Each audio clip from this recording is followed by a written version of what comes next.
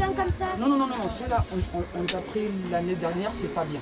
Colle, cahier, stylo, c'est la panoplie indispensable pour reprendre le chemin de l'école. Qu'est-ce qu'il y avait sur ta liste?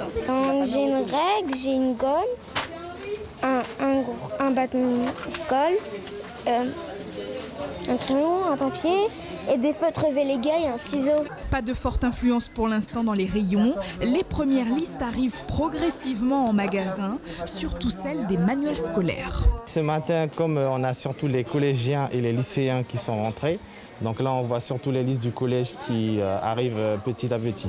Donc c'est surtout pour les livres. Donc pour tout ce qui est fourniture, je pense qu'ils attendent de voir toutes les matières pour pouvoir venir les acheter. Dans les rayons, les clients essaient de s'organiser au mieux. C'est la course aux fournitures. Pourquoi? Parce qu'entre le travail, il faut gérer, venir et laisser la liste, soit les faire soi-même. C'est un peu dur. Pourquoi? Parce que j'ai beaucoup d'enfants pour acheter le matériel. J'ai besoin de 3 cahiers, 6 classeurs et 4 stylos. Parce qu'avec le confinement, donc c'était pas possible. Et donc là, voir si ils ont encore des livres et si tout a bien été commandé.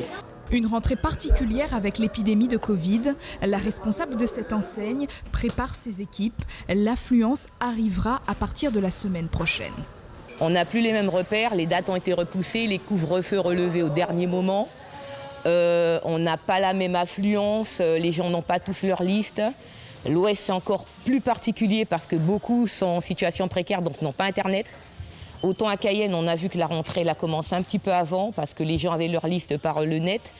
Nous, à Saint-Laurent, les gens sont des fois dans des quartiers un peu retirés où il n'y a pas la connexion. L'an dernier, Saint-Laurent était la ville qui comptait le plus d'enfants scolarisés en Guyane.